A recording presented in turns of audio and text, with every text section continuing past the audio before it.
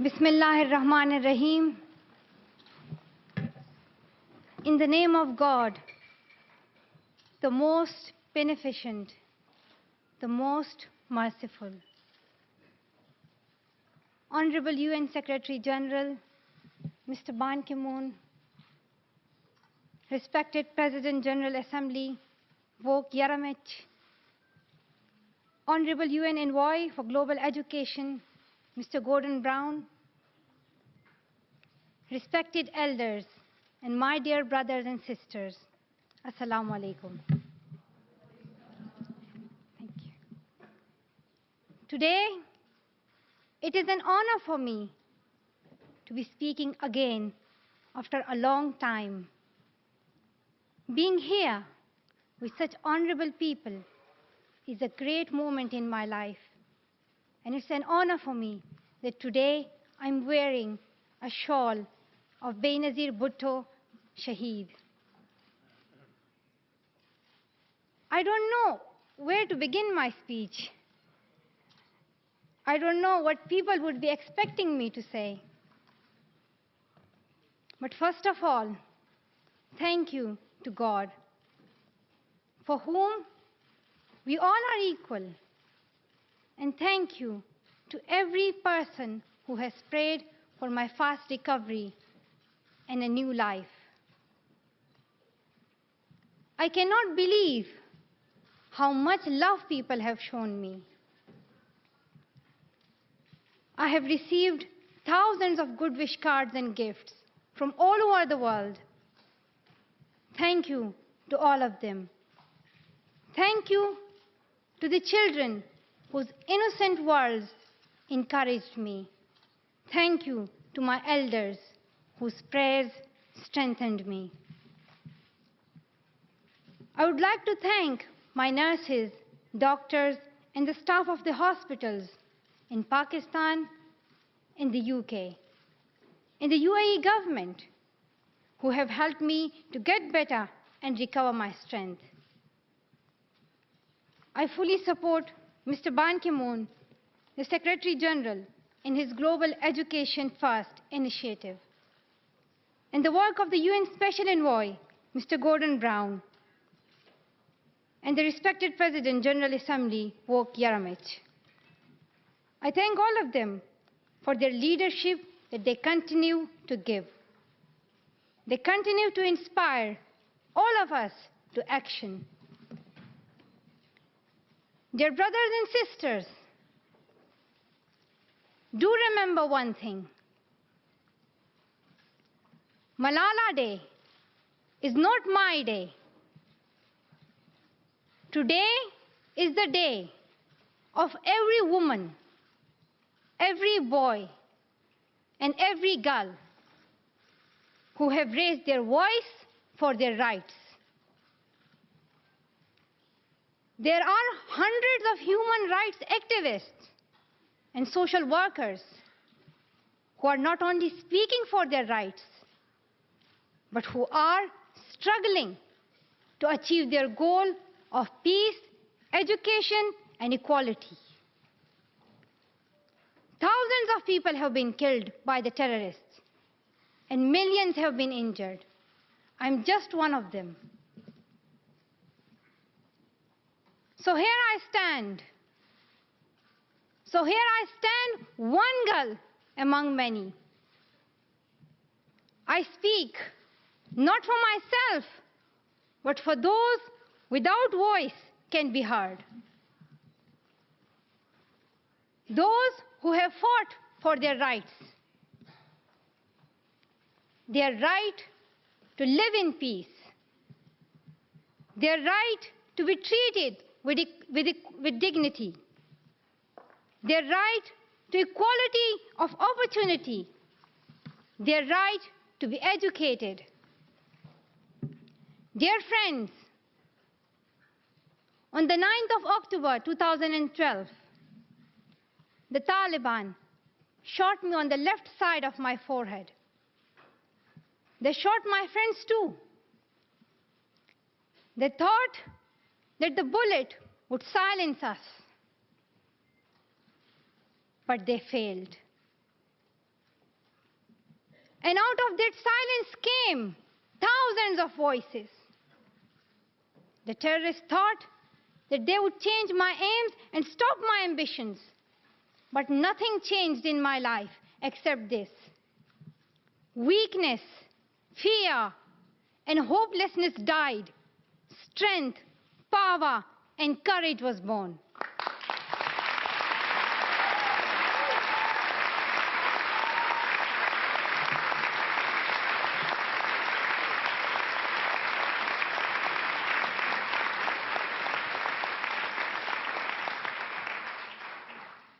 I am the same Malala. My ambitions are the same. My hopes are the same. And my dreams are the same. Dear sisters and brothers, I'm not against anyone. Neither am I here to speak in terms of personal revenge against the Taliban or any other terrorist group. I'm here to speak up for the right of education of every child.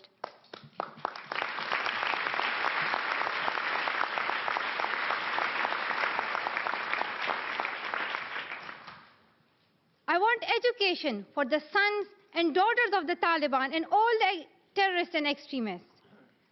I do not even hate the Talib who shot me. Even if there is a gun in my hand and he stands in front of me, I would not shoot him. This is the compassion that I have learned from Muhammad, the Prophet of Mercy, and Jesus Christ and Lord Buddha. This is the legacy of change that I have inherited from Martin Luther King, Nelson Mandela, and Muhammad Ali Jinnah. This is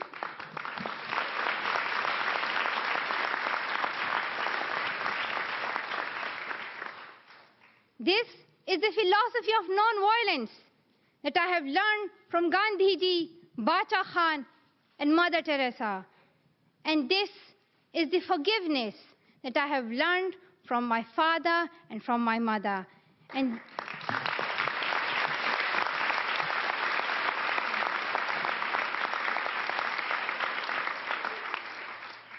this is what my soul is telling me. Be peaceful and love everyone. Dear sisters and brothers, we realize the importance of light when we see darkness. We realize the importance of our voice when we are silenced. In the same way, when we were in Swat, the north of Pakistan, we realized the importance of pens and books when we saw the guns. The wise saying, "The pen is mightier than sword," was true. The extremists were and they are afraid of books and pens. The power of education frightens them. They are afraid of women. The power of the voice of women frightens them. And that is why they killed 14 innocent students in the recent attack in Quetta. And that is why they killed female teachers and polio workers in Khyber Pakhtunkhwa. That is why they're blasting schools every day, because they were and they are afraid of change, afraid of equality that we will bring into our society. And I remember that there was a boy in our school who was asked by a journalist, "Why are the Taliban against education?" He answered very simply by pointing to his book. He said, "A Talib doesn't know what is written inside this book." They think that God is a tiny little conservative being who would send girls to the hell just because of going to school. The terrorists are misusing the name of Islam and Pashtun society for their own personal benefits.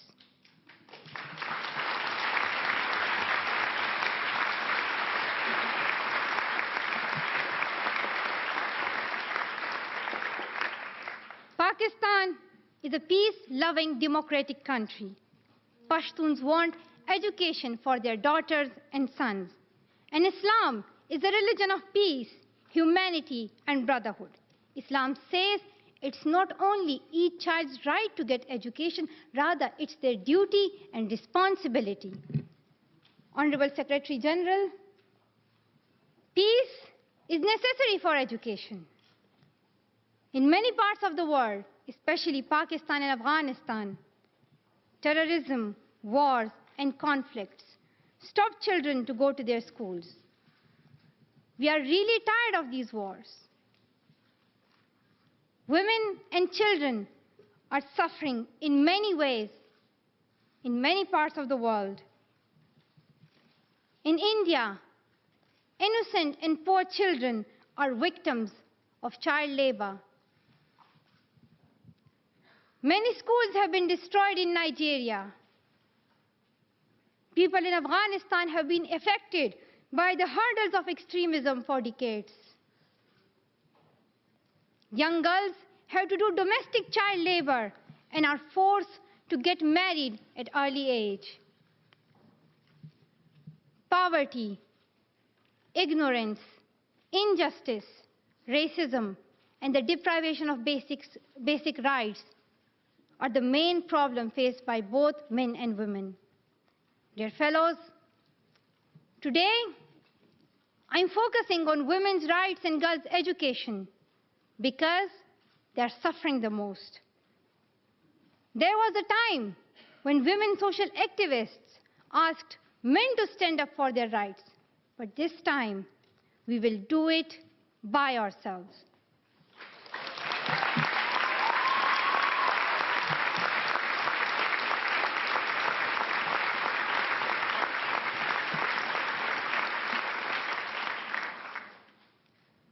I'm not telling men to step away from speaking for women's rights.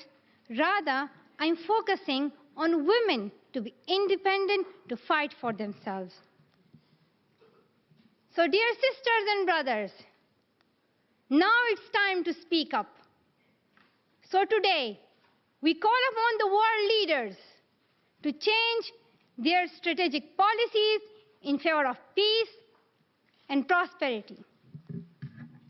We call upon the world leaders that all the peace deals must protect women's and children's rights. A deal that goes against the rights of women is unacceptable.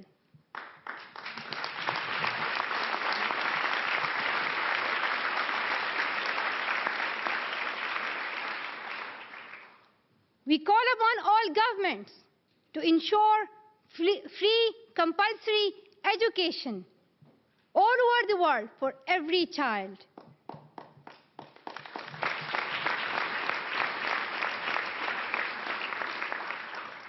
We call upon all the governments to fight against terrorism and violence, to protect children from brutality and harm. We call upon the developed nations to support the expansion of educational opportunities for girls in the developing world. We call upon all the communities to be tolerant, to reject prejudice based on caste, creed, sect, color, religion, or gender, to ensure freedom and equality for women so that they can flourish. We cannot all succeed when half of us are held back. We call upon our sisters around the world to be brave, to embrace the strength within themselves and realize their full potential. Dear brothers and sisters, we want schools and education for every child's bright future.